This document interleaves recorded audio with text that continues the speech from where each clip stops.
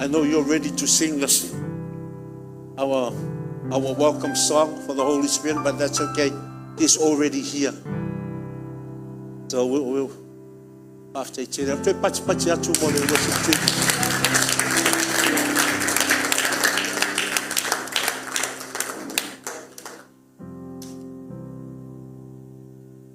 Ya, alala mai le lalo le mamalu o le tuele I le tae au nei.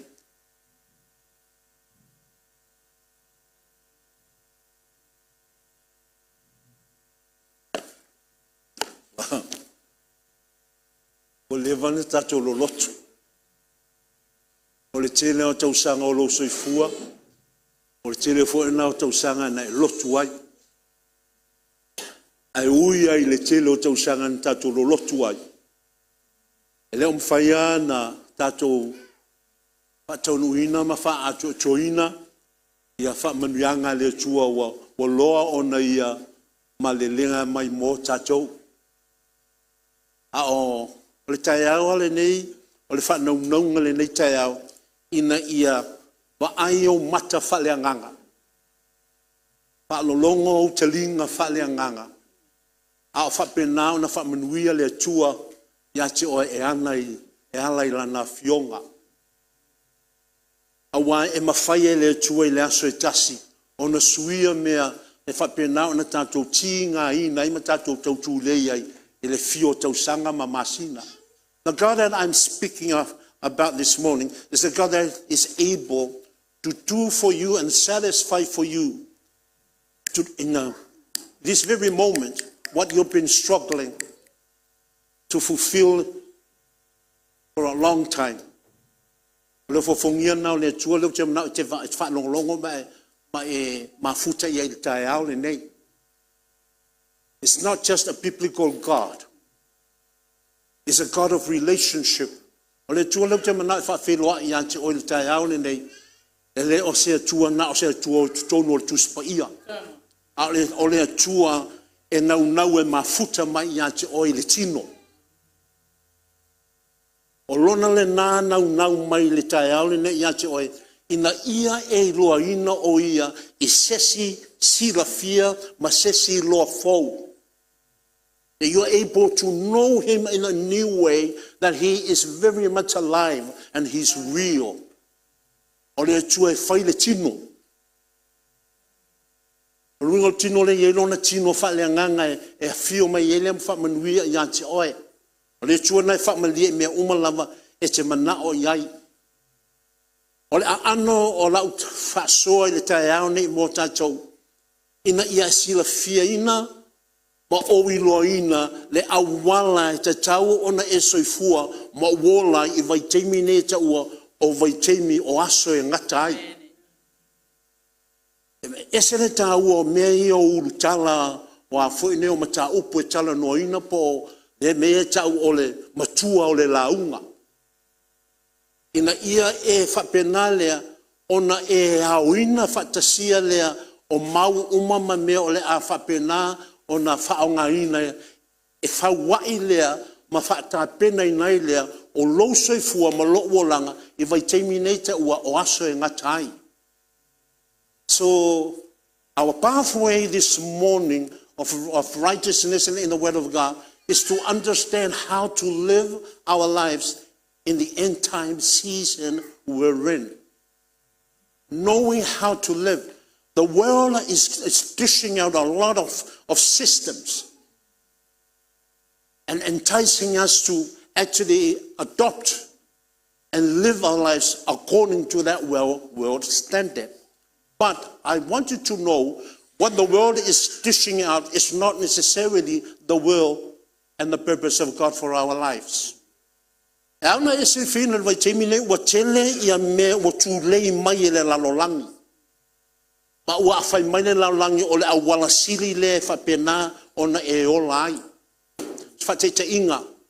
Wai te mile wa matana eva ai o la ale tue whapena ona whaonga ina ia tino I tupe. The actual cash is slowly dying out. Ma tato wola I le lalolangi o credit cards. Ma tato wola ia na. So la wa ia wa mai wa onga le lalolangi. Ma o onga na le lalolangi o lea nga ia tuali tulanga e uma ia na wa whapena o na au mai le maka. Le maka le whai whewa tawa inga. E lo lima tau matau. Alo nai lunga lo muauru. O mea nao au mai le lalolangi. Ma o mea na a o mai lo leo o a fo inei o a wala na le lalolangi. O na o mai ei leo popolenga. Ia te oe mao. Ai uia o mea tonua na o leo la atutupu. And then find out we're not going to deny that. Because we have to go through with that system. Are you with me? But God has as God has a better system for us. Ai polkalame le tua I teimi ia o le ansa wai leo le maka lea. Me falana ese le ta ua yo lo wolanga ma lo soifua faleanganga I lo malama I mea ia. Awa ia I mea au mai le langi e leo le fina ngalo le nao le tua. Right? Ai ba mai le fina ngalo le nao le tua. E fai mai le tua e leo se mea le na e le no foa I la le tua ma le au mai leo se awala e fa pena ona lave inai o ma I vai teimi ia. E au mai fo e le tua le awala e te tau ona e mawailo le tulanga e whewha tau whai e whewha tau inga. Ta te whatasina. Ale awala silia le tua le I. E alu le sitianga e le sau le maka. Right? O le awa mata na sau. Peno masane no whaasua I nisi vai aso o tua na I atu na. I tu tono Amerika la ua yes tete. La ua te lia ile maka I tu tono na e leo whairoina. A le la ua mata na au mai ma whairoa mai ma ua whaonga ina I tangata. Ia whionga le tua. So se talia ina maka ia le maka la leo leo no. O le maka la ia le vai te mine la ua mai na ele o leo no. A ua mai se me e whaatata e whaingofia I lo lea. Na fo ine na whailau whaatau. E whailau kāti na. Le se teimi ale manituaina lau pin nampa. O na whaile lau o fōringa. E sao. Pea lakua le wangalo ia oi lau pin nampa. Ia le dungo lau fōringa ia ina. Ia ngai ku ia lau limba kua. Ia ngai walau ia antisiri. Are you with me? O mea iau te mana whaatana noa ia te oi na ina ia e matua e nofo malama I lea I polka lamea le tua ma lo soifua ma lo wolanga. O wai te popole le maka la le sau. A ia e iloina I le aso le nei. Ua whapena ona e soifua ma wola e tusa ma le finangalo le tua. You don't have to worry about the mark of the beast. You don't have to worry about that. Because that is still quite a way off. But you should worry and be concerned about your relationship with God the Father, God the Son, and God the Holy Spirit. O mea na te tolu e te tau whaftai pats. Whakele pa. Hallelujah. Masanga whakua, mo molkiki. Whatalo whatu, e le sunga a vai whale, ma lofa. Ua loki kiki. O mankore, wa awhai o vai whale, o lo wingo le au waa. O wingo le au kiki le au waa. O wingo se kanga kale lei ia vai whale ia ina. Ale lei le kāra kare, ai ale lei mai fo ila male. Male a fo ingai male lape. E po o ako ai ngā ke ai rua koe ia i ngā sika mai mingo ia. Wa hatu ka. Mea ngā ngofa koe paki mai. Hallelujah. So, ina tau te wa iei lea. Ale leilau mawhitanga matama halo a nganga pa ia. E lea se me te popole ai lea I me e tūla I mai. A wala, I le fionga le tua, o le polka lame lata mai a le tua le iei nei, o le sitianga. Although the mark of the beast has already been revealed to us, but as I said before, it is quite a while away. But it's still coming. That's what the world is doing. And that's what the devil is doing. Of trying to bring fear into the body of Christ. He doesn't worry about the world because they are already there. E le popole te apole la langi wa la wa yai. A o ele ma o le tonu o le kalesia le a ke wiso Yesu o e o te ina le nga pa ia. O ina lai nau ma ia ia le te apolo. So o melana ia la so le nei e te tawana e matua e malama le le o e soifua ma e ola o iai sau mafutanga ma le tau taspa ia lea. A wala a e mafuta ma le tau taspa ia lea o mea lilo uma le malo le tua e whailoa mai i ate oe. E whailoa mai le tua i ate oe. Sa te inga. A maua so wa mnoana e whaitawina lea i le lua no fo i ngā tupu. Ma ta upo lua se fulu. Na o mai le tala i le tupo o 𝚟𝚑𝚘𝚎 i le vaitemina o te maloa whale a lili a ngā ngofua i ngā i 𝚟𝚑𝚘𝚎 o Iosefatu le ngoa. Po o mai le tala whai mai o le fili matautia ngā ua o mai e wha o matia i a 𝚟𝚑𝚘𝚎. Na popole le tupu lea awa e le ai se malosi o i na i a 𝚟𝚑𝚘𝚎 e mawhaina te te ai le wai whai mai whamtalanga e pei o le tele o le oneone o le afoi nei o le matawhanga le fili lea o mai. Ai ina ua ole le tupu lea i le tua na au mai e le tua i le tali lea wala e whapena na whatu i lalo i le fili lea e a ngai mai ia i lantou. Le mea na le ai se wha moe ia Iosefatu ai na ia alanga i le tua na tali i le tua i anteia ma mai lea wala e whatu i lalo i le fili. Are you with me? Le tua nai peno whai atu nei o le tua santa to wha longo i whianginga tuai na ia te tala ina le manawa o le sami lana sami lenga kala sami ula ta tala manawa o sami ula sa le ai se wha moe na ai na wha pa matuina i le tua ma sa vavali ai tangata le tua foi lana na le ana whaia Iosefatu o le awala na whaia i le tua ia Iosefatu pa mai le tua Iosefatu aua te popole o le kaua le ngai le o se taua. So Josephat prayed to God for help. And God said to him, don't you worry. Fear not. For that battle is not yours, it's mine. E le o sau taua o ena, paule mea o Josephat e whai, ma o tau sauta, i o tau alalanga ma vivi i mai ngā tau. A o tai ao, o no tau o mai leo ma tau vi inga. Mo tau atu na o a tau wina le taua. O le mea fofunga, o wheni taua.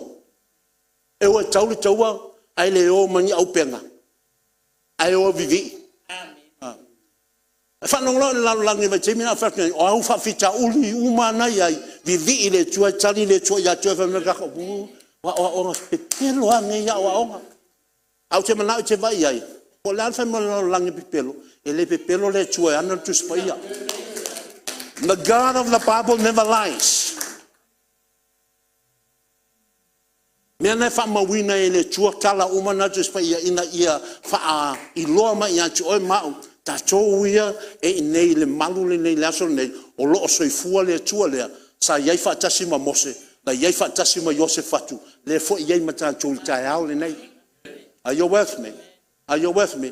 O le tala ma ofa le mea nei na halu la ua mai le fili e tolu tu a inga la ua mai wa mai lo le wa tanu au wa whaatatali mai o ai whai mai le tua i tō atu le awala lea no tō atu le enga lea o no tō whaatalitari le na tae awa ena o no tō atu lo le me le taua vai me whai le tua i ati oi ma. He will show you the way and the pathway where there's no way and he will provide for you when we hear him and we honor him and obey. O ia te mai e ati oe maua o onga ina fionga le tua. E mwhainta whanau longo le tala le ia Iosefatu.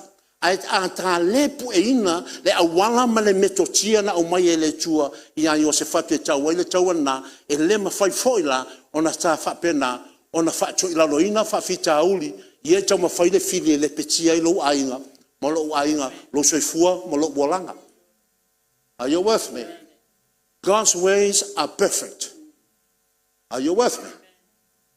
Vai lan, na o le vi inga lea, la ema maoa, whatete inga, pe o lale vivi ima lalo wa mai ole i a fwoi nei manukau, a lau wa o le aulele tanu i le le, a fwoi nei le, i ko nga maulele i le papatue choe, O papte so fo ko ma po man kau.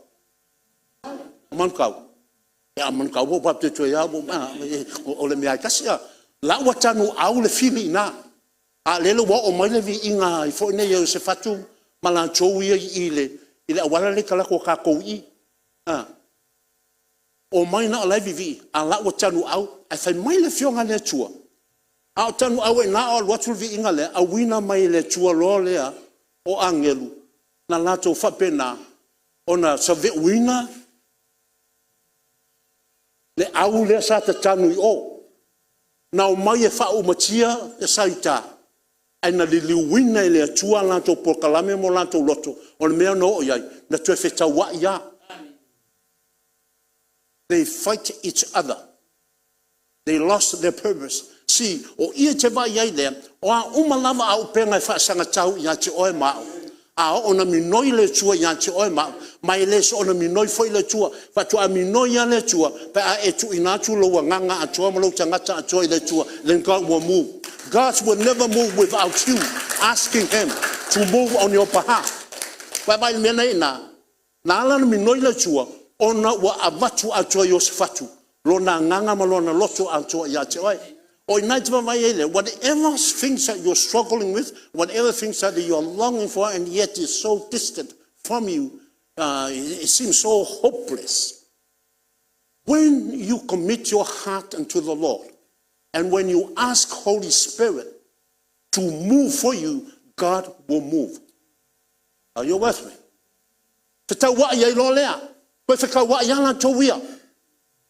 O mai whakawa ngā, koe whakawa I lole o le sivaenga. Na whaasanga tau mua amoni ma moapi I whanau ngā seira. Ngā umanga o kere kua inga ngā koe whakawa I lole o a whaine o moapi ma amoni. O moapi ma amoni o a whaine o kausonga.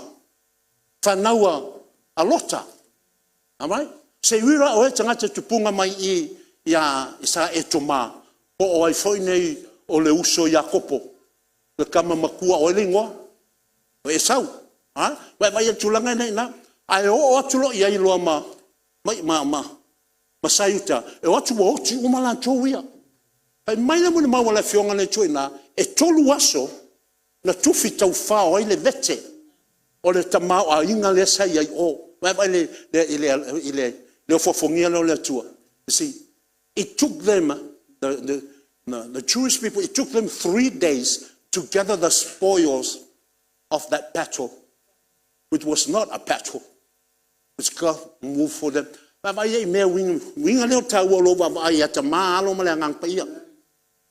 Ele te mele ai ya o se mea e te whapena o na e tingai nai. Na loa natua tu fitau whao. Tolu aso. Are you seeing the God that I'm speaking to you about this morning? Vai le tuana le tau te tala noa I tai au le nei. All right? Le tuana na lo nau mai a te oe mau. Tātou te ola mo ia. I le aso le nei, aso fia le nei o masina. Aso ono. A mata tu le aso ono nei, sui le awala I te ola ai. Sui o awala wha le anganga I te ola ai. Sui le atu inga te talo e te tatalo ai. Are you with me? Wa o isi teimia o te talo tuai na e pe ai lea ia ma se me kupu. Are you with me? Are you with me? So, siaki lo heart. Po lo fatu. Ai lo fatu po tonu. Siaki le upo le tua na te tatalo ai le tua. Are you with me? Are you with me? Vai foi kalo lau mea ai. Wanga fea na kakalo I le tue whapa ia lau mea ai. Osi ia mai lau lima. Ngā wana ua la ngona. Le se kei ngā lau lakua e ai lo e le ai a ma se loku e foi. Awhapi o lalao ngā la ai lo e tamba. A I le loa whaftai I le tue mea la iti. E te le loa foi ma futa I le tue mea titele. Hallelujah. Yo le foi ala whaftai le tue mea ai wai fōa I mai mō mantu o la ke fu ea. Ia la ke whaftai I le tue ngā.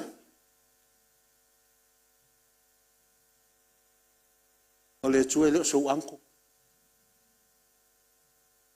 Are you with me?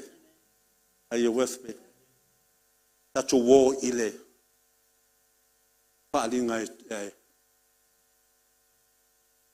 tolu. Sumal fa. Se yo le sumal lo tato mataupu na ole. O fa vai na tato mataupu. E na fa ai lo atu. Ile termine. Ala tato wo lo ile tatonga tato paso le tai le ne. Ole avele ne tu ile kalesia le lautikaia. O vai termine ya o onga fa ke siano. Vai termine ta ua o vai termine le lotu. In scriptural teachings, this is the age called the church age of Aitemio Lotu. Ma ole lotu pe ona e malamalama, churches are the bride of Christ. Wa onga ole ekalesia po ekalesia ole mana mea a Yesu Kristo. Mena na ai manatuina le Mateo lo suma le lima na mai ia le fata oto ina i tau pou e tose fulu. Ma mea sa fata tali ia ina. So o vai teimina ne o vai teimole ekalesia o vai teimine on tantou Emmanuel Christian Ministry mai se foi ekalesia ala tatou le tau talinga se ekalesia tau talinga tatou o ekalesia fitu ia le tusi le o falinga o le fate te inga na o ekalesia o malava ia le lalo langi mai teimine ma me o lo tutupu ia na to wasinga taulanga ile tua. Ile sila fanga le tua beba ekalesia na fitu. E na le lua ekalesia ele se ila po se pona ile sila fanga le tua. E tolu ekalesia o lae e whaafetai le tua i ala tu ngalu e nga fai, mala tu me fai. Ai e iai me a foi na e lape ai. E tolu a te itasia me lape te peo ekalesia efeso. Le lei uma lama men faftai le tua fa malo de kalesia fa le tua tasia le melea fa nei o tou le sala mo le mele tasi o te avesea la tou la mepa mane me tu wai la mepa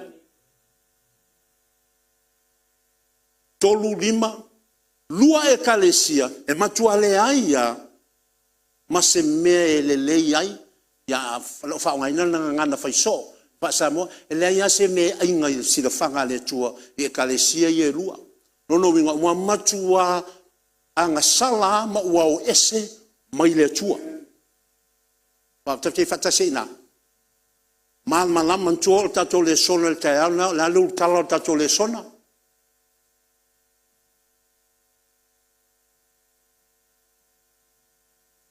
pa pe fea ona tato ola yasoneye e ngatai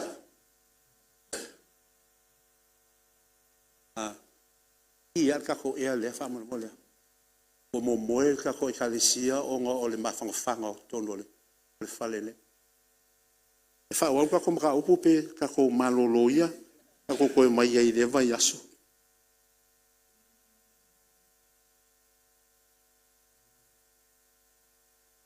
so o leu feta lai lo le tua e ekalesia uma e fitu o lauti kaia la ia wa onga fa le tuspa ia o manatu ia ngatou o suina ia winga o ekalesia ile vai tau le vai tami fa mai o fa tusa leo ekalesia ia wa tatu ia vai tami nei pe la ekalesia ia te o ekalesia fa no fowina ekalesia a pentecosto mantua ala ta ua ekalesia pentecosto ona o la tona na fa na o mai vai taimile o le aso le pentecosto fa na o mai ngang pa ia ma o la tofu na ya o ia le tau tale nganga ese ma me alo fa le ngang pa ia ese mai ekalesia ia ekalesia ma vai ia me tutisi male la mosa male katoliko so ese mai ia na me na ta weta to ia o a fo ne ekalesia pentecosto so o ila le wa mai ele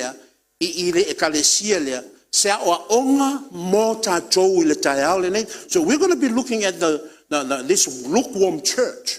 This is how God saw the church in Laodicea.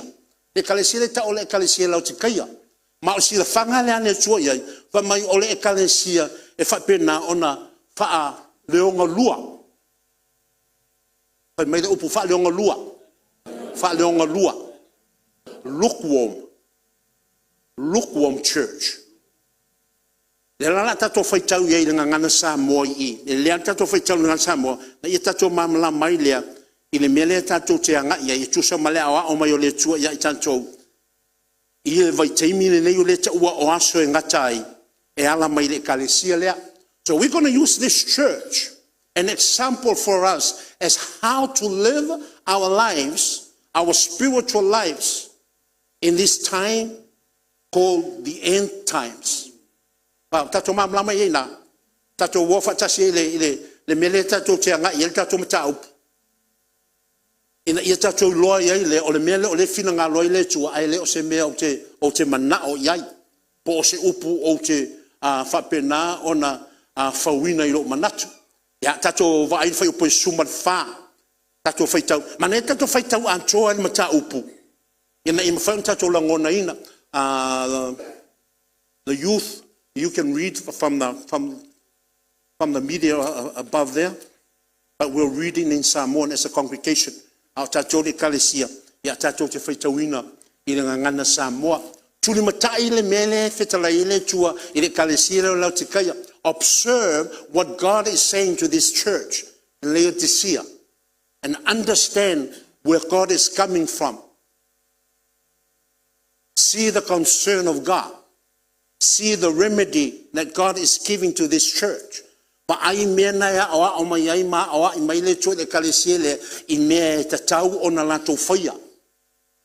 with me? Are you with me? Mantua fai masano fai atu. Ore awa ongala ke wiso ina ole a fio ke wiso le langi. Na uman fetalai ke wiso yon so fai ma yo to wo fai no umalava maso. A o ya ina to me umalava no fai atu wai ya to. Ma ia fa pena foi le na o tangata ina ia fai ma o so. So ma fu angala le fai ma fai tato wa onga ia mai tu spa ia le tua ina ia tato mauti no ai o lo tato wo le tu sa malfina ngalo le tua. The reason why we teach the Bible is so that we know that we're living our lives according to the Word of God, but not according to the intellect of any man or woman. There's so much intellect and intelligence around the world today, but not all of them are according to the Word of God. Are you with me? That e fatasi na. E le o se me fa ngofia mo o le afo ne o le awa oina.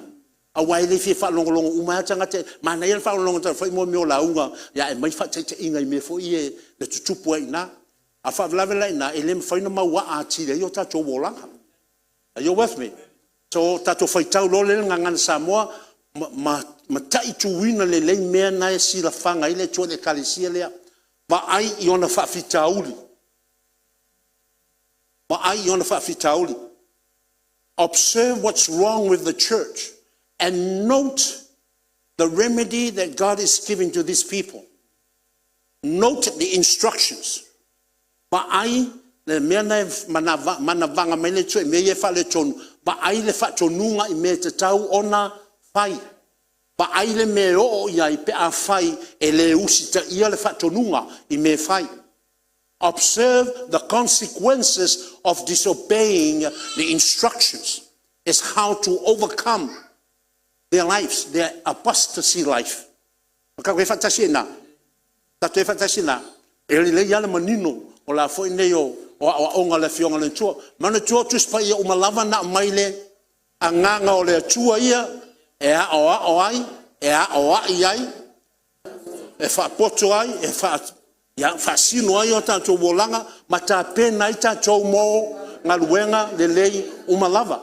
So awe te fiu mai o te fiu mai le foi nei le tae o nei e fai tau le fionga le tua o fa manuanga ia right ya tato fai tau le mu ma mai tawina ia e tusi foi I le angelu ale kalesia o I 𝚟𝚑𝚙𝚎 o menei wa fai mai ai le amene o le moli maumoni ma fa maoni o le amatanga o mea na faia e le tua suma le lima wa o iloa au ngā luenga e te le maalili e te le vevela fo o te loto ina ia e maalili pe vevela suluono O le nei, wa e wha leo ngalua, e te le malili, e te le vevela foi, o le mea lea, o te luai atuai i a te oe i lo ngutu, sfulfitu, a wa e whai mai, o te se mau oa, wa whata mau e ngaina, o te le mativa foi se mea tasi, a ua e le iloa e oe o le malaia, o le pangatia, ma le mativa, ma le tawaso, ma le lava, suvalu. O te whai atu ai i a te oe, ia e whaatau atu i a te au, le auro wa wha mamaina i le afi. Ina ia e ta mau a inga ai. O fisisina, ina ia e ofuai. Ina ne iloa le ma, o lou le lava, ma le vai mata e nini a i o mata.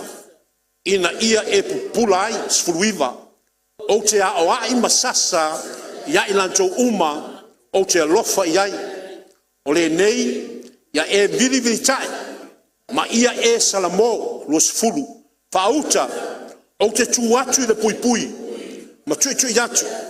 Ai se tasi e whalongo mai i lo leo, ma te tala mai le pui, o te ulu fale atu i a te ia, ma te tali sua foi mai ia, o ia foi ma ua tasi. O le manu malo, o te avatua i a te ia, ma te nonofo fatasi mao, i lo nofo ali, e pei o au foi, ona o manu malo, o manu nofo foi fatasi, ma lo ta ma, i lona nofo ali, lua, o le ua iai taringa, i nā whaalongo mai o ia, i le mea ua whetalai mai ai, le nganga e kalesia. O matua manino al whetalai mai o le tua, ia te oe mao le tai au le nei. God has clarified himself to us right now. We have read and we have heard. O ngā le tua, mo tusi ne o whaalinga, whamai, amu ia le tangata e whaitau, amu ia le tangata e whaalongo, ma tausi ai i nei polo inga, po nei perfetanga, a wa lata mai o na po.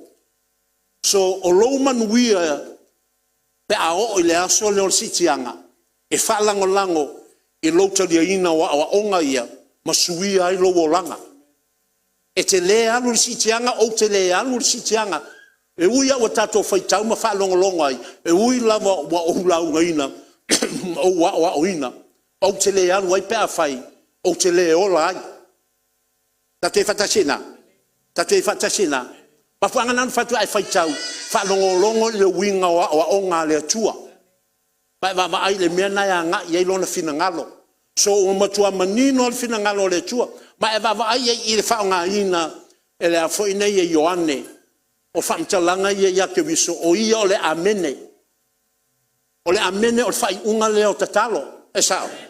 O le amene fwoi lea, o le whai unga lea, o le ekalesia le atua. O le ekalesia muli lea o mai lea wa onga. O lona winga, o le wa o mai le taimi, e umai loa lea, o vai tau ia wha le ekalesia, ai sauni loa lea, i le taimi e fio mai ai ia le whatu a whai a wā. Ua manino foi le whaali mai e le tua le taimi e sauai, lana ave le ekalesia e koronito, tu e ave le ekalesia te Salonia, sa whaai loa foi e ke viso, i le matei o lua suma wha. O le aso le whai mai, e sauai le leo le angerusilia le atua, ma le pua le atua. So i le aise tasi na te misia le aso lea. O le wingo le upulao le misia, e le aise sina te lela ngona ina. A o tala whanonoa, e leo umai lo tanga te le aso le na. A wa le aso na, God promised, when the angel of God sounded, and actually the trumpet is blown, then those who died in Christ will rise first, will be raptured. Then those who are living and observing the word of God will suddenly be raptured as well. O ina te wawaiai lea, pa te inga, oi lenga muli o kungianga ma liu ka koe kalesia.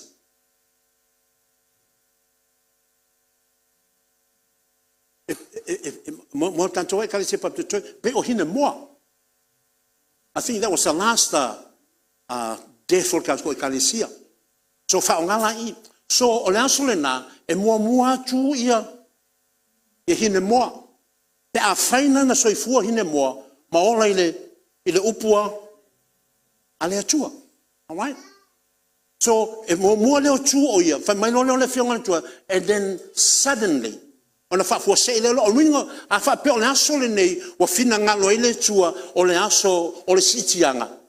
E ili lo le pu le angiru sile le tua ma saule angalanga ale angiru sile le tua. Pa te o fa fo se ia ona tatou sitia le langi. A ofo lang tatou sitia ina tau te tele tue manatua isi tangata ia tutoe le lalo langi nei. We will never have any concern for those who are not going to be raptured on that day. There's only joy and tribulations in our heart and rejoicing because we have finally made it. O ia te vai ia whionga ia le tua le pepelo le tua na laina wha iloa mai mea ia. Mea whalana i te tawana e iloa, tu sa pe te lotu. Tu sa po te awa o ina la whionga le tua. Ai a tātou le ola e tu sa ma le whina ngalo le tua. Aua le whaia lo whina ngalo. Aua le whaia lo roto. Ai whaia le whina ngalo o le tua. Wai vai a ke wiso. O a Yesu ke wiso. Who is Christ Jesus? Is he really the Son of God? Are you sure? When he prayed at the Garden of Gethsemane, ina o te talo ki wiso o I le whatoanga I Gethsemane, na whai iainon ta ma e whapena e sawe o I e whai mataulanga. Right? His father asked him to surrender his life and redeem the lost world by going to the cross. Ava ele te talo ki wiso na fa mai ma ave ese le nei ipu mai ya cha na I loe ke wiso le fainga ta le olanga le nei na I loe ke wiso le fainga ta le popoanga ai ina wa uma na ia te talo I lon mai ave ese le ipu ate fai mai ala famtanga ina ai aua lo loto a lo finangalo. That's a model prayer for us every day of our lives. Ai mai ya Emmanuel Christian Ministry Papa Choi nga fa ko te ma ave se ngai pu fa ngaka ngang uma ya ngamal ka ko kakalo ya ai ta tu fa pe tu lot te ma ai aua lo loto a lo ina ngata ai ba ai la ya il fa mtalanga mai le choi na ave uma ke viso poponga mo poponga o mafatianga o mai mo ngase ngase na ave ume ke wiso o inaite lo ailea na matua sa unia le lei o e ma wele tuo lo ainga mo le aso le cha o le aso sitianga pe a faila le na e tatou te tu maua yana o onga ia tatou te ola yana o onga ia. Pale peno fatu ele o umatangata fati te inga mua o 𝚗𝗚𝚎𝚅𝚅. If you're looking for an example of those who were actually living and walking with Christ, don't look any further than Judas Iscariot. Tolu tausanga o ola fatasi makiviso. Ai ola inai ola fatalale. Listen very carefully to the word of God. A vele o me famele fiong le tua o le tus pa yana mai a o tatou a o ye tatou me no te le pelo yanche oi o te le fa pele fo yanche oi il va tuino le upula le tua ya choi awa e o fo yanche o te o lai le upula. Are you with me? Are you with me? E le fa ngo fiele o langa le nei. The world we're living in is not really simple, it's not easy, but God has given us his word. He said that I will never leave you, I will never forsake you. If you make me your shepherd, then I will look after you. Although you walk through the valley of the shadow of death, you will fear no evil, for I'm going to be there with you. Ete alu, ete ola, e te soifua o te savalia a wala ia e ta ua whai mai pei o te alu le vanu le ato leoti. Lo winga koe o e singa e oki. Ai te le oki. But you're not going to die. Why? God is with you. His staff and his rod. O lona mana e whatasi mo oe. Ona le tau talai o ia ta vita o io le leo mamoe. A o oea ma o le la au ma le chocho o nganga pa ia ma le upo le tua. E whapenana leo ia te oe ma ia so popo ngā ia. Are you with me? E vai foi tangata e hanga leanga ma ia te oe. E hanga leanga ma tangata ai whawhanga oe le tua i lumo tangata mai. E te lau mai mea ai ile la au ai ma au i luma oe i ta mai ia te au. O maka o maka lili ma ia oe. O nguku foi o kangaka ia joy aso uma sa lele ia fu nguku ia a o lea aso. Wa ke ia wa fa pe ma ia oe. A o temina e fafanga oe le tui i lumo tangata na. Pe a faile na e te avea Yesu Kiriso a nganga pa ia matama ma leo ma moi lo soifua mo lo walaka. You have to ask him. You have to invite him to come. A eleva la ulia a le tuina no walanga mo lo wainga e leo ina le tua vea le tua ma leo ma moina. E solia o kangaka. E le ngate te ai lumo te ngate ia anga le anga mai ya te oi rono wingo aso ila tatu e no tonga Charles i fuanga. Ai fafanga o le tua. E le kama loang sau mi saboi. Ai amai le tua le oleva. E whawhanga ina ka māloa na. Ka māloa whai mai o la koe breakfast i le McDonald. Sa vai he breakfast i le McDonald. Ala koloi o si ia whanyi upolu. Ave malanga mori mau ia inga. Ia ai whaalia le tua ia inga. Le mai o oleva. Ma au mai me ai e whawhanga i tangata le. Wa vai lata o le tua le. Are you seeing that? It's more than a story. It's the reality of the presence of God in the lives of those who are willing to take the struggle of the world, but never letting their eyes off the presence of God. O le ata nau tangata ti ngā na whea ngai mo whawhitau le lalolangi nei a lato te le la fo ina lava. Le atua le na whai mai ia i lato na te taita ia i lato na. Mantuole ngol to malona o Elia. O le talana ia Elia. Ai ngalanga o mai waki Samoa. Ia se i wha pe ngā fo inga whaki. Ala mai ai tatou. O ko uma ia mai sa vai. O ko waso le ngai. O ko kaeao le ngai. O tonga inga ia loko lea ngai la au podu. Whawhanga o tau e le tua ia ina. Ai wha ngai le tua o leva. Alleluia. So na wa whai loa mai o ia o le amene. O ia o le wha maoni. O le wha maoni lea e wha maoni ke riso lea I upu uma ia. He's the faithfulness of God. He's very faithful to all these words and the promises. He will never leave us nor forsake us. We keep repeating that word because that's a promise. The promise that God has made. And God has made sure that promise is fulfilled in our lives. So don't rely on the blessings of the world. Ai tu mau lava I leli.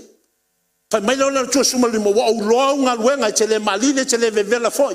O te loto na ia malwa mai le fa mai le tua. Au e ke fa le ngolua. Au e ke fa le ngolua. Ai a fai e te mana o e fai alo loto. Ya ai malili. Ai vevela ai au e ke fa le ngolua. Fasili ai sa. Langa leo feta lai le tua, o tangata e ola wha leo ngolua. If you live a double standard life, a Christian walk, you're not in the world, you're not in the church as such, you're sort of living, you're living a lie. When you come to church, you worship the Lord like everybody else. But when you go to the world, you do the things of the world. So you don't know where you're at. You're silly. You're stupid. Elele ia le amato upuia. Awai ke le fa longo ni loko. Ke lo ka ko loko. O le loko le ainga. O ka ko le ainga. Me fola na o ke le fa pe me o le fa nga upuya. Ai o me te tau na fa I loa. Are you with me? I don't enjoy using those words, but it has to be taught. Hallelujah. All right? O te fatasina. Le fa me le fiona tua. Ma lili. Le vela. Rona winga for ai po fenga ai o we kingo for the va. Why not? I say me te no for the valia fa longo suma leono. God has spoken clearly into his directions for our lives. Wa manino al fetalai mai le tua ya te oi. Wa manino al fetalai mai le tua jo mai o nei wa e fa longo lua. E ke le malili, e ke le vevela.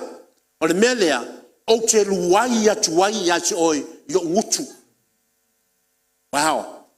Le wa fetalai le tua ya tatou. Pe a faile na o lea e te le ola mo le tua anto toa e te fie le tua lupu le ole vela ai sauni e matua e fall in love with God e te matua la ngona le anga le tua ya te pe sauni al fa fitauri ele mautu na na tu fai o la langi ai go fe ko i ma la wo nga sau ya nga pe me la wo ka ko ska kas na kongi o kasi lea o le ingo o le fang pia po le ingo sisime nga ya kawe ai skakas ai lo me o le me lele ai nga vai nga ya lo nga fo e ko la nga mo isia me e a fo nei e to sina ita to a le sa I le lotu pa e fia e le you know wai me ele me se fa pena non le la ngona ina mamalo le tua e sa nei la ngona foi na al fa la vela na so watu lo yo ngalo a ko a me ina fai no mole tua me la na ta o le ola fa lo ngolua la me o tanga tana. What's going to happen to that person who lives a lukewarm life? Se fai fa le lei se wa ko loko le anga ke le ali e ka e moi. See, God has spoken. God has spoken. O lo minga fa me le tuina ai mana o alu la langi makua lua ai le la lang ringo e la fai ame o me ke fifia ai alu siva makua fai lo siva nga ya ka vale floor. Hallelujah. Po no waka nga sau lunga ai alu nga fai lo TikTok la kala ya ko ese lo ingo me lo TikTok e manga ya lo walu Facebook e ka wa ko TikTok o ko uma ye fai TikTok. Listen very carefully. O ko uma ye fai TikTok. Close that thing for God. Be hot for the Lord, but don't be hot for that thing. Awa le menga yo yo folinga ka fai e ke ola mena. Awa le u like me ia. Awa le u like me ia. I like nga uma I ko sau lesi page no le fa mai. I want my sau verse in le tua. For God so loved the world that he gave. Menga ka o le ola fa leonga lua. Are you with me? A mai uma ko ke fongi se yaki ngai ke mingai po fer la so o ile fa mena le fonga le tu o ken wai o ile wai nga oi vai la yeina a wai le tu se ngata ele tu yai masona avanoa. Are you hearing? Nga le tu e se le lofa.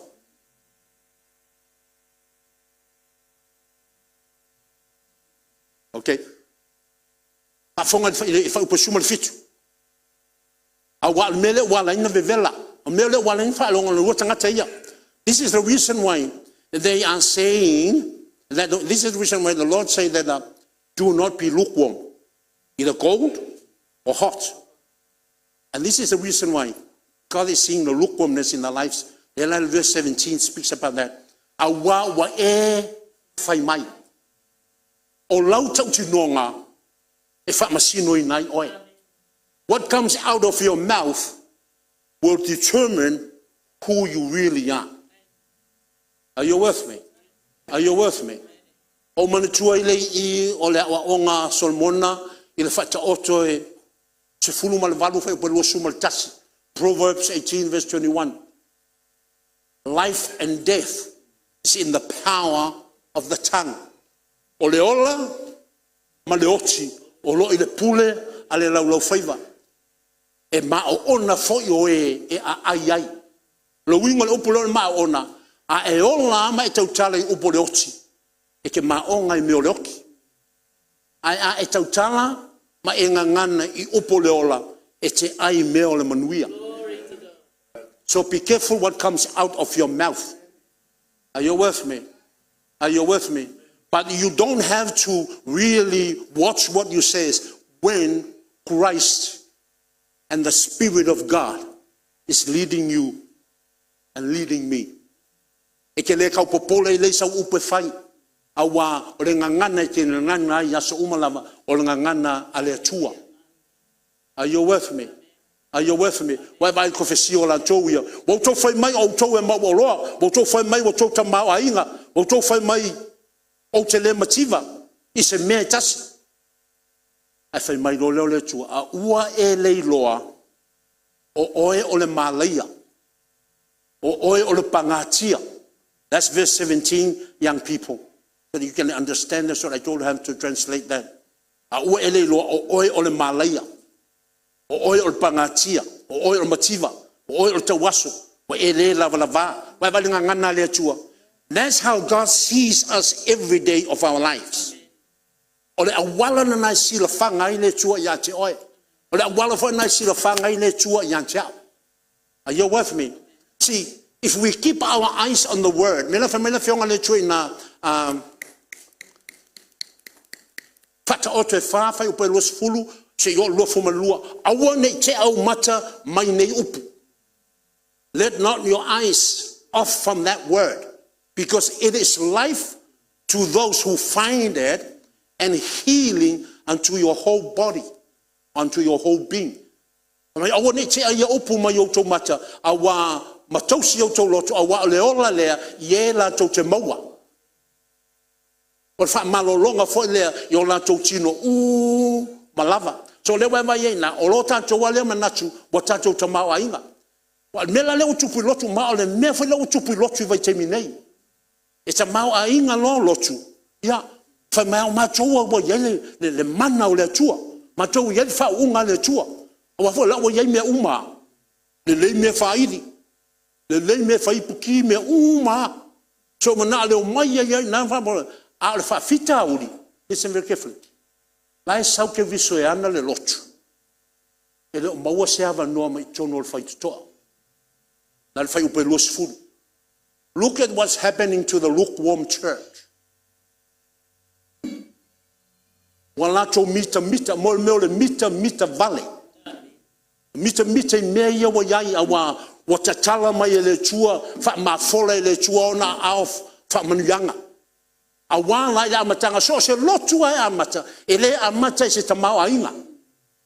No church actually was established or set up with all the riches of the world.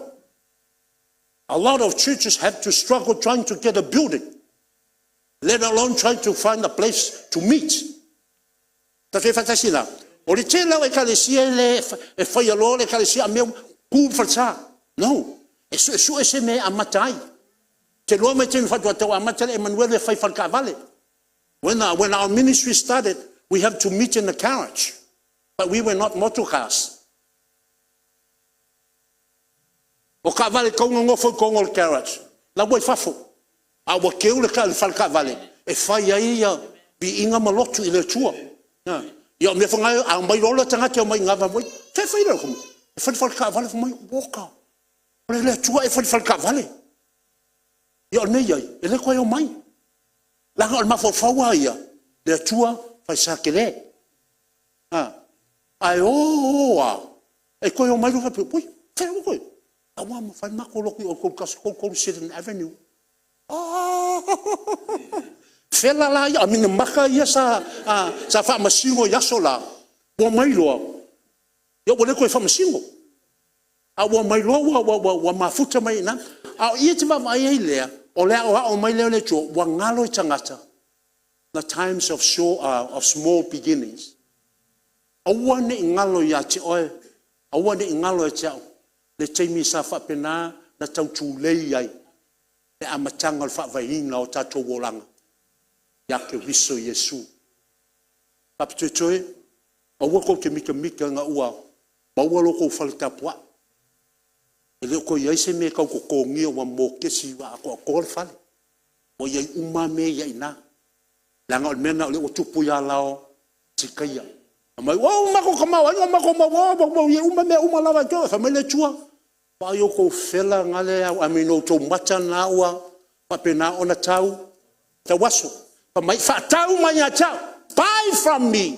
Wai mai upu fa mai fa tau manya tau, la fa mai le chua au mai o to langa ato to ya tau, ona to tamau a inga lea. Give me your life. So that I can give you gold that has been refined. Ono to mawelo le aulo wa uma ona faa mamaina. To te mawa foi lea o ofu sisina. Wa bailo langa le nei. Listen very carefully. E pupula foi o mata I me tele iloina muamua. Awa le la tikaya. Nana tamawa inga wa ese mai le temi na yailo la tolua ya lofa ile tua.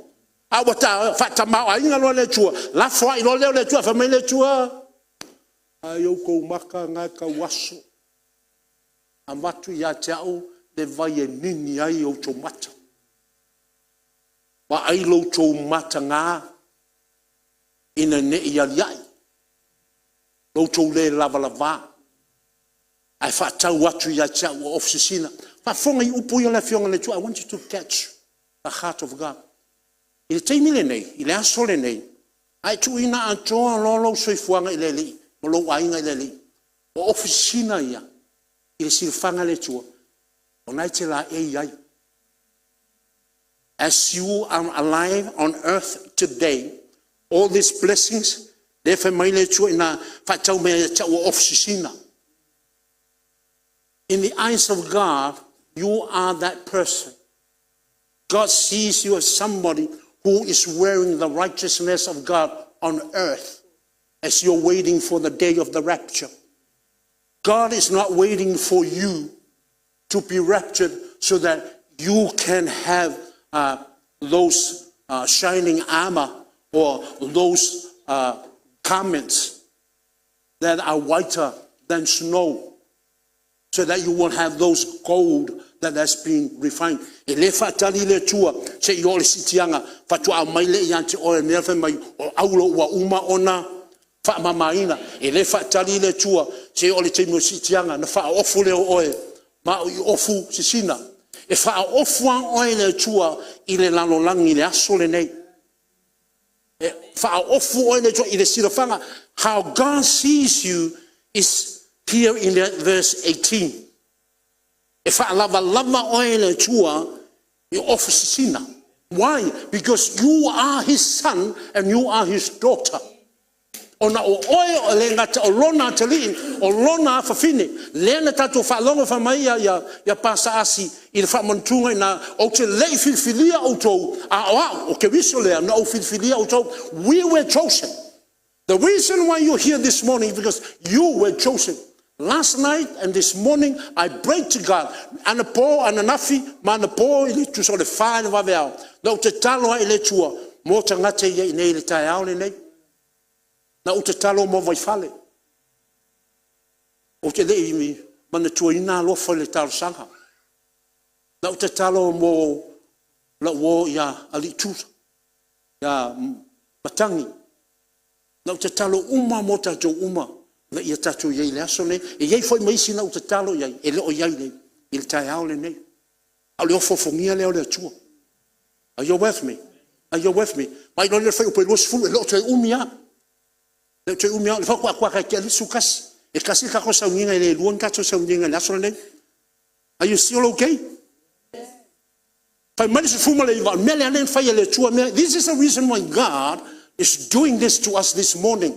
Le fai mai fai upo los fu o te aoai, o te sasa, ia ilanto uma, o te lofa iai. So ile mafuanga le mai le tua le upule ia te oe ma, ona ia lofa le tua ia te oe. Ia lofa le tua ia te, pete talitonu iai pele ai, o te tau tino ia te oe, lumo silufanga le tua, ia lofa le tua ia te oe. Tu salanga po lansin fanga le tua me na che yai lo wo langa fa tangata po o e fa le lua po o fa le lua e a lo fa ne tua ya choi. Are you with me? Are you with me? Despite what you're doing and your belief in God and how you are actually serving God, God still loves you. And He brings His word to teach us. E la wa mai upulea e a o ta ua. E uia le ato ta langa. No te le me ia. Po le ala ta fale tonu e lofa male to ya joy. Ai va ai le fatonunga. But watch the counsel of the Spirit of God. Mai a ia e vili tai. Ma ia e salamo. So o ile te va mai na. Tato fa longo le upule o le mea oe fai. Ma le mea o le fapenale ona nau ta loto le tua. Mata salamo ma ia loi I mea ia fai ma ia le tua. Ina ia aua ne I luaita ua le tua. Ma ia ona fofonga I le aso le o sitianga. Are you with me? O mea ia fai me le tua na te luai ma ia te oe mau. E le o mea fai ne le tua. It's not going to be any immediate consequences or response of God to our lives. He is warning us. He is counseling us. O mea ia me le tua te mana ona ia malili pe te vevela ai o te fa longolua. A wa fa longolua te luai mai. O le mea le fete le me le tua I wa fa I loa mai ina ia ta fa longo matala ngona ina matao ese mai ai lo lea.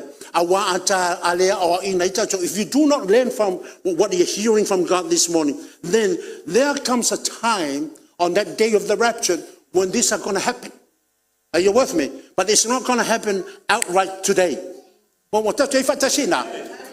Mela le fa mai le tua yo to vili tai ma ia salamo. So ole salamo ma le vili tai o mea na ta to e fai. That's our response to God. O lau tali atu na ile tua I laso le nei. If te va vai le soifuanga nei te iai, vai le luas fulu. This is very important. Pa fonga le nei. Au mai lo le awa onga I ke wiso tue, au mai ya le malana au ngani. Christ is begging us. Can you imagine that? The Son of God. And He's begging us. Leta wa nau mai lava ya te oe ma. Mafu anga le inga wha ngana upulu tau wa nau. Ona sila whiina le ke wiso. O le aso le tau lata mai. E le o se aso le lei. Tato wha longo na salen tona I atu nei. O le aso le li o le aso whaina tā. O le aso e le mawhai se sina tū atu. Matari ya ilumo le tua. Are you with me? This is the love of Christ that no one can rob us of. The love of Christ is the love Fauta o te tuatu le pui mo tu yatu. Ai se ftasi fa longo mai lo leo. Matatala mai le pui o te ulu fale atu ya te ia. Mate tali sua fo I mai ia. O ia fo I ma. Listen very carefully to this word. O maune tenen fa ngai te mo meo o tala inga. It's commonly used during outreaches. Ai ele na outreach fai ai. O upule mo lango tangata ya saitasi. Ma ai le winga o ke wiso lea. I tusi uma ia e fitu. Pawane o le tusi te vai ai. Wa sui ia le fina ngalo le li fa o ke wiso. O suilo na fina ngalo ye can you adjust my phone again? Pai mai le fina ngalo ke wiso fa uta o te tu I le pui. Wa matu atu ua ke wiso lo na mamalu ma mea uma lava ai a fio mai. I want you to see that. Te mana wa te va ye na. Wa fio me lava ke wiso ia te oi fa le nganga. E pela le aso le nei. O ha o le te faia le wa onga le just put it on Revelation. O le faia le awa onga ni o lo leo lea o le si fofonga le nao ke wiso le nai tui fai to o lo roto ma o nai e tui ai lea I lo roto. As I'm speaking, He is knocking at the door of your heart. Ai va ai le ia man tua mai le no fa te toi e fitu e kalesia ma wa le kalesia wa matua le ngate na au mai le ave ai. Are you with me?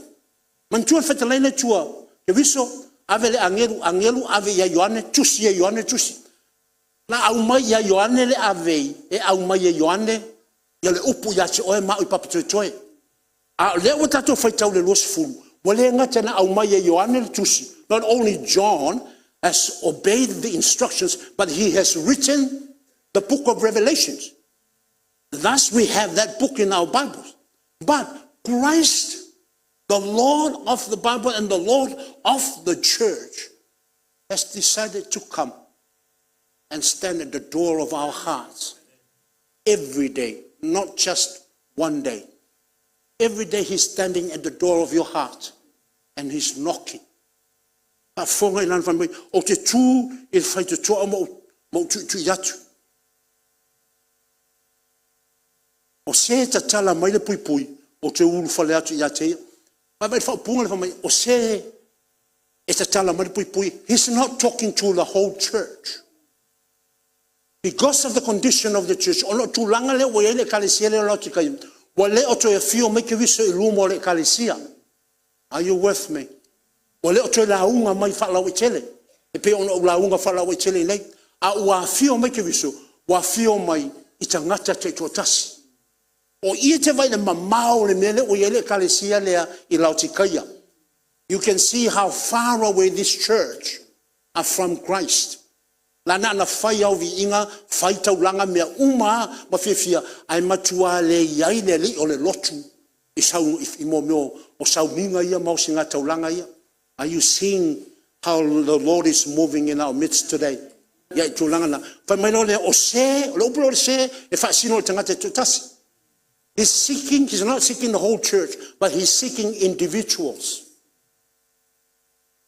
He's seeking for a man, for a woman, for a youth, and for a child that is willing to open their lives unto him. Ai le ngata fo ina au mai ina, wai le upu nefa mai, o te ulu fale atu. So he's ready to drop everything and to enter into your life and to enter into mine. But not only to enter, but look at this heart here. For my I o te 𝚟𝚒𝚙𝚢𝚑𝚝 Wow. When was the last time that the Prime Minister of New Zealand called into your life and your family and said he want to come and sup with you and have dinner with you? Ona whelanga mala au mai ai le pale mio le tatou atunu nei. Fia u fale mai lo mauta ma lo tau ainga. E fia tali sua mauto. Pa mai winga upu ia. Me ese te tāua la o awino le fionga le tua. E te va mai winga upu. E te vai feta lainga iei nā. Le li o le ola. Le li o le toi tū. O le alo o le CCS. Ai wana tu ua le langi malona malu pe o le pesile sa tatu langi ina le whamontunga. Ai fia sau e fia mafuta ia te oe. See, you're very important to him. I'm very important to him. E ese le tāua o lo walanga. Ai le ngata na sau, ai whai e fia tali sua ma oe. A opo nao tai sua ese le tāua o tātou walanga.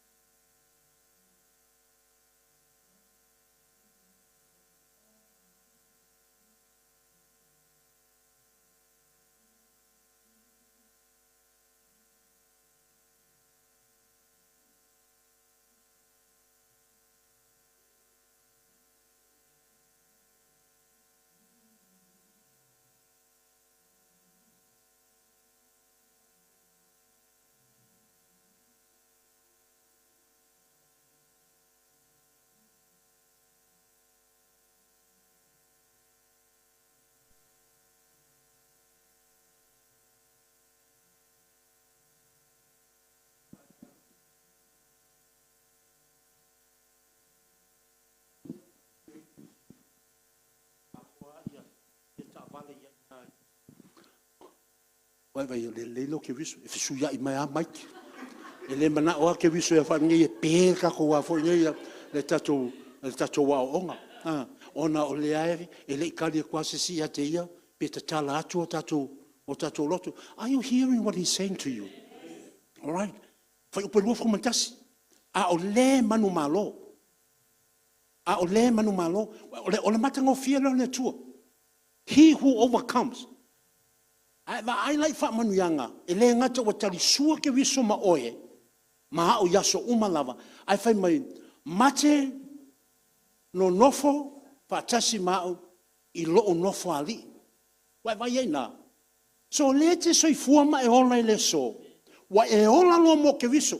Wai mana o te vela mo Yesu ke viso. Wai le te mana o te ma lili me o le langi nei. Wa tato le te mana na o e ola fa longo lua. A wa tato wola mo ke viso yaso umalama. Tato te mafuta, tato te tali sua.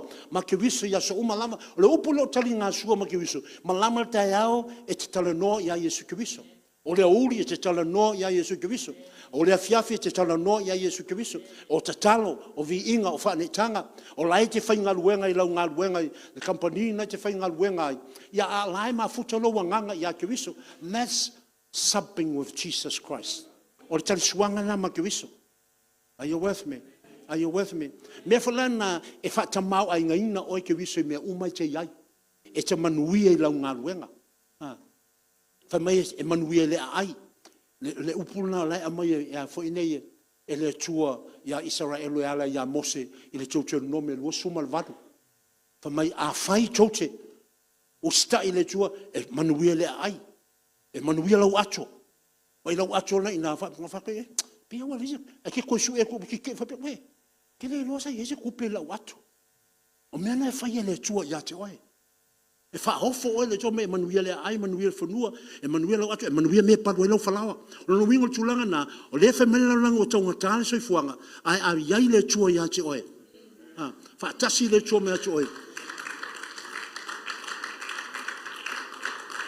e le fa iti tire swau fang swau e le mavai foi le falawa mai kati vai fa fine le e le se to lua le na ye elia Fatu Elia, puna, ia mai asin ka vai. Ai alu fa fine, mai le vai, ai koe kakao kua Elia mai. Ma fa mona mona, mai asina aresto, titina ma. Ngang fa ia kua le aresto li liu me rofi, ngai loe lo wakua. Ele ingi me, ngai ai kuli ma ia oe. Koe kasi al mele lea, sa usu ingi fa fie. E fa ia fa lawa lea, e umaloa ma feoki lo ma kama. Ai koe kuli mea oe ngai. Ai fai mai le tala Elia. Honey. Ang fai hani pele ai. Okay, yeah. Mai funai alu e fai a mai mua le ia tea. A umana fai lea o se areto ma oe malautama a wa feta lai le tua. E le mawai le suau o le fang. E le mawai fo I le falawa. Mai le tanoa. As I'm sharing this to you, I feel the Spirit of God is going to bless every family in our church. When we open our lives, open our home, open our family to the God of the church. Awana tato lo lotu. A ia fiole li o le lotu. I lo soifua mo lo walanga. Ma ai le mete iai. Ele umai, ele umana e ola inei. Ala e lo no fali. E iai lo no fali. Fa meke viso. A emanu malo. The condition for reigning with him in his throne room in heaven is when you are able to overcome the shortcomings of your life and surrendering your whole life unto him. It's not easy. But when you come to know him, everything will be easy. E pese sa wola mai fa tanga lo fa lo mai e le fa ngofie le ala I le langi.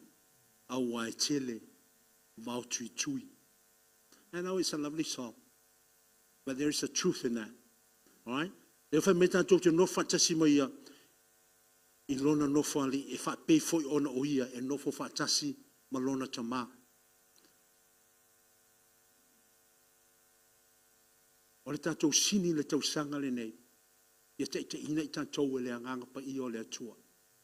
Na whai u ia le tusi lea ia lau tika ia luafu mai o le o iai taringa i nā whaalongo mai o ia i le mea o whetalai ai le anganga i e kalesia. They who have ears, hear and listen to what the Spirit is saying to the church. Tātou tūlai. Let's be upstanding. God has spoken. He has revealed to us His will and His purpose.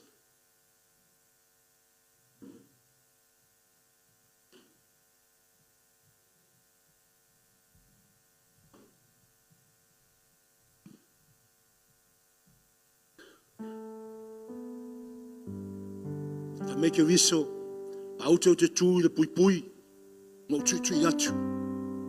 Ai se whaalongo i lo leo. Ma toi no mai pui o tūru whale atu. Ma te tari sua ma oe. O au foi. Ma oe. E le wha malusia ke wiso, lona su mai. Ia te oe ma. Christ is not going to force His way into our lives.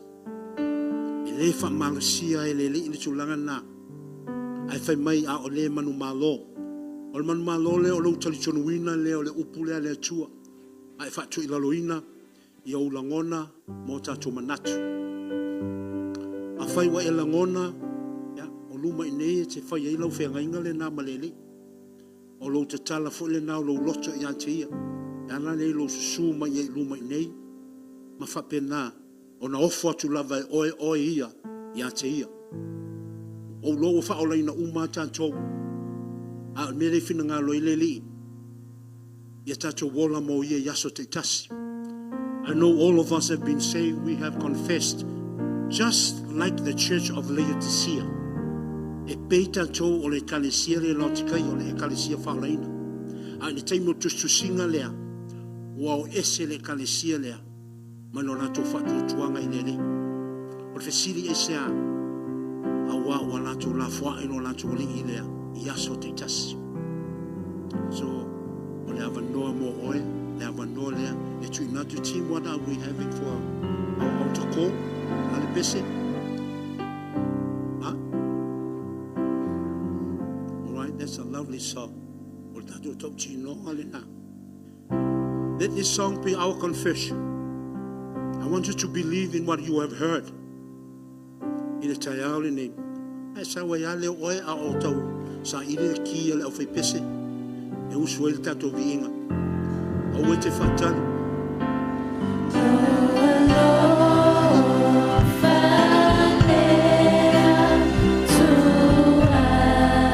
O te tūfo ia umo le ni le tai au le nei. Hallelujah.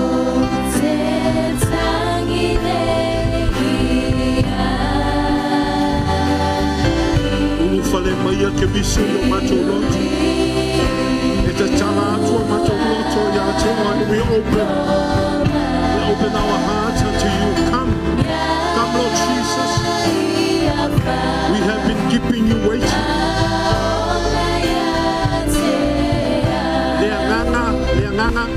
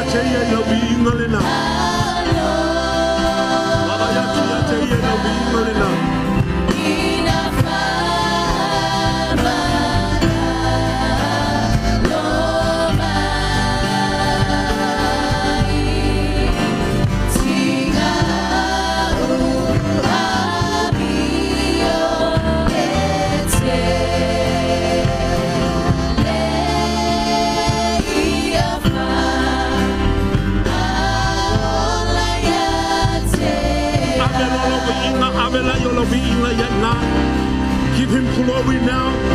Worship him. Worship him. For you have confessed through that song. Thank him now. Avelo viva, avelo faftai. Yera bashara mandara bashete.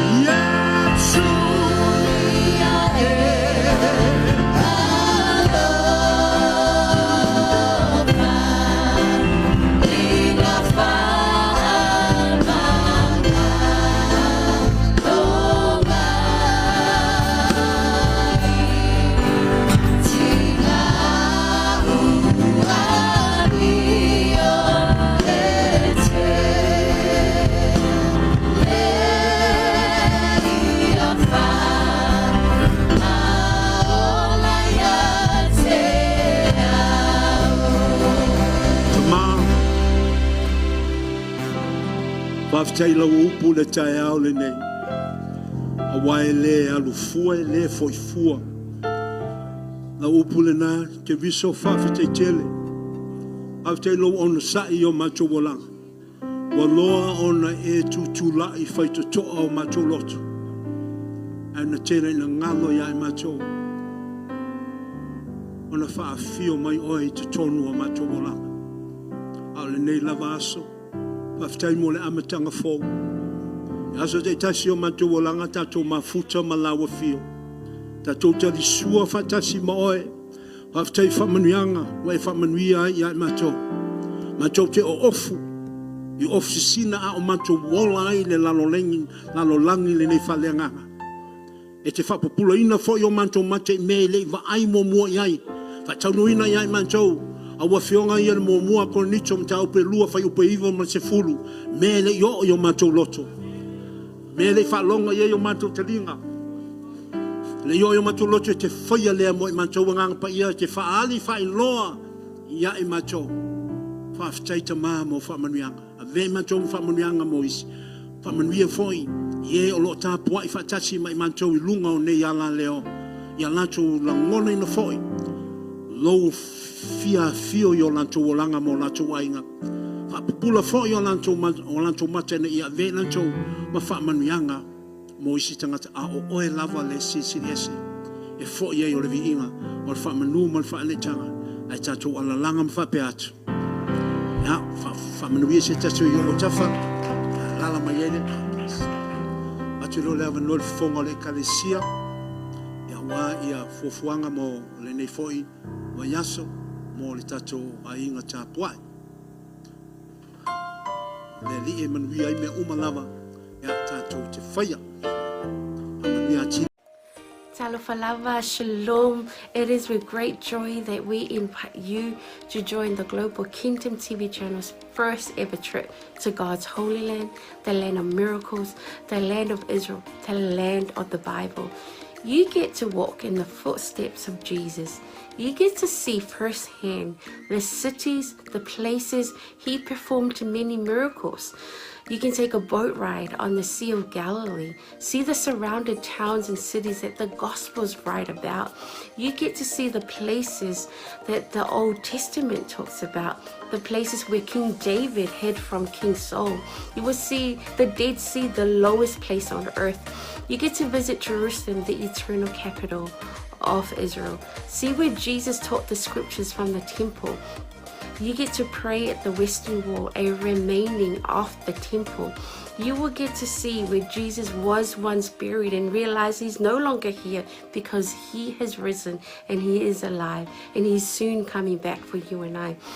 The journey to Israel will affirm your faith in him. It will confirm the teachings that we read about in the Bible. It will give you a deeper understanding of the Bible. It will help us in our journey of faith here on earth. And I encourage you, take this journey. It will change your life. It changed mine. God bless. Shalom, shalom. Talofa Samoa na tunu pele.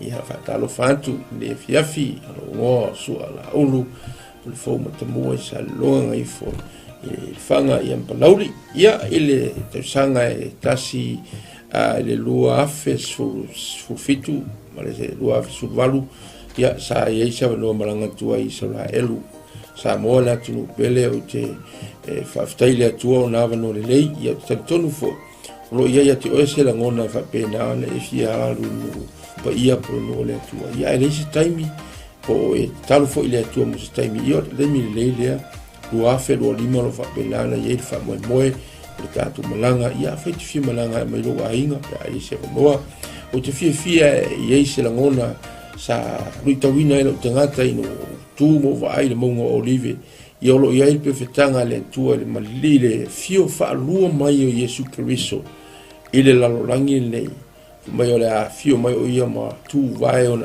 au le mongo olive e fa fia ngai ma le malu fo ile Samoa a fia loa tiri nei lava a mea matango fia na faia le tua na tupu mai o le atu fo ia lo no le leile tato te malanga tu ai ya Israelu awane ingalo ia te oe famlianga le tua ia o lo tatia yo talima ia o ta ua la volo ia il fuanga fa so tai pulenga le tato Global Kingdom TV ia mapuki e loso vanoa awane ingalo o se fianga telefo ilo nei tangata ona ele tasi se site lo va pena ona tala no matus pa ia o tausanga umala va lo malanga lo failoa mai ele au la to le fa pena archaeologists ona maua le vaenga ma le vaenga o le mea la fia ile nganga ma misia i nu pa ia Samoa ta pena le lua afe lua lima o ina te lo polo to e tūl maunga olive ia e fio mai lo mai Yesu o sanga ia fungia le tua fa ma ia fuanga ma plan mai le nei taimi se ia o atu il fa moe ona o Yesu. God bless you. Five time. Hello, Talofa Lava, Pulavinaka, and Shalom. My name is 𝗚𝗚𝗚𝗏𝗚𝗏𝗏𝗏, and I had the honor of visiting Israel twice, in 2018 and 2019. The experience really changed me. It was an experience of a lifetime. It was transformative. It was eye-opening. It was such a great time. I had encounters with the Lord that really changed me, that healed me, that I did not expect. It's one of those experiences that you have to go for yourself, to experience for yourself. So if you are planning or thinking about visiting the land, I encourage you to do so. Go ahead, invest in a trip and go receive your portion. God bless. Ya, salom talofa lava wa paanga tato Global TV so se tolera lang ia ole o sia Paulo Poutoa futi pali ile le ngoa ia ole lua fe sulfana o malanga Israel ia e sel tawo so ole atua ia o se mesa famani na ia ole te la mea le lei uma ai o se o le mango filo ingale na tatalo ai Yesu Kristo ai tu mai ia dia ma mo se desi tu ngango la ngonga ai se va ngango la ngonga ile nganga pa yo le tu ia e awalo fa singo manga fo ima ile o mai male ka ngai ngele tu nganga luenga ai o lo sila mai mo manei tu la ia o te le sa un le simalanga le tato Global TV ta sang fo ia fio mai tala mai au ta wo yo lo so te o le tua fa yo lo talo le tua ai mana ia fo o te soli fo i au le tua sa fe malanga lu ia ke te to ne mo finish fa mo ia fio mai tala mai au fa fo Yesu Kristo amen. Talafalava and Shalom. My name is Shivani Sharma and I led the Salmon Delegates for Israel 2022 and 2023. And both groups went to Israel for the Feast of Tabernacles, which was around September and October of both of the years 2022 and 2023. And I just wanted to come and share some encouragement and some quick encouragements for those who want to go to Israel this year. Israel is the Holy Land. It is the center of where our faith is as Christians. And I want to encourage you that if God has called you to go, to please take that step of faith and do join the group that is going this year with Pastor MIKA. And I want to assure you that going to Israel is a trip of faith. You may not have all the money in the bank, but if God has called you, I believe that the Lord will open the door and make the way for you to go and receive whatever He has for you in Israel. And I'll just share that being in Jerusalem, the city of our faith, the city where the center of where everything happened in the Bible, it's an amazing experience, and there's nothing quite like it.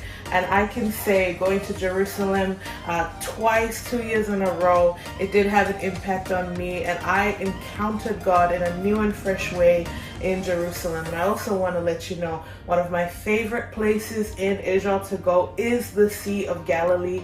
And we know from scripture that the Sea of Galilee was where Jesus did many miracles and ministered during His time here on earth. And it's one of the most peaceful and beautiful places. So I do encourage you, if you do get the chance to go and see the Sea of Galilee, where the Bible comes to life. So if you want to have a fresh encounter, even with the Word, when you read the Word, it is so different when you've gone and seen those places where Jesus walked, where Jesus ministered, and even the places where our Lord died and rose again. So that's my encouragement for all. If you want to go to Israel, I believe this is one of those opportunities for you. So please take a step of faith and get ready for the portion that God has for you. In Jesus' name. Yeah. 𝚘𝚙𝚙𝚢𝚛𝚒𝚑𝚥 malu Samoa ia o lo wingoa o ioelu maninoa ile tausanga e lua afes fuluvalu ia o tausanga le na tatala ia le li isa vanoa o te malanga atua Israelu ia o se na whatupuina lava le fia ma le ori ona talitonu ese fole faitau le afio ngā le atua. Ia ese fole vainga ina uahalu ma vai matu lau ele. Ia tele lava ni lui tau na o mai. Ia ai pei lava o le na o vai ai le vai tafe o Yoritana. Ia o le vai lea sa baptiso ina ai Yesu. Ia o lea sa whaatino ai la mātou baptisonga. Tō tele I mātou 50 fa I mātou sa whai en mātou baptisonga sunga foi whawhengainga pe o na mātou iai. Ia la ngona lava le mamalu o le atua sa whai foi le viinga, ma whai pesenga, ma whai le tautalonga. Ia ona o le anganga whaaftai le atua, le ia wanoa tatala mai le atua, ia a whai o iaise mo I mitinga, ia te oe te fia malanga le nupa ia, ia lo wa noa le lea ua saunia le Global Kingdom TV ia le wanoa ia e whai malanga atuai o no le suafo Yesu. Amen. Talo falava o lo wingoa o e seta wa apsuanga whaumui. Whaftai le atua mo le neia wanoa o maua e mawhai ai o na o whaasoa atu I ate oe. Pe a whai o ia te oe se langona e te fia asia le no upa ia o le atua. Le nei a fiafia te fia whaasoa ia te oe. O se filifilinga tonu, ma le ame o tonu. I lo wo o atu iai, o le a e iloa ai, pei o na o wo o iai, e te langona le iai o le atua I mea uma. Lea na o whaapea I fo ai lo uloto, le I tioa a moli mau le a fionga pa ia le atua, na o si fea ngainga ma le nuu o Israel. Va ai ai le manuia I so se mea, lau ele o la autoto o mea uma, manuia ia o le atua o lo talia Israel. A whaila o ia te oe se nau ta inga e te fiasia, e maua lo wa noa, tātou te toe malanga whaatasi ai ma oe, pe a whai e te fia malanga, i le nei malanga o lo o tāpena nei, ia ona o le suafo Yesu, amene, ma amene.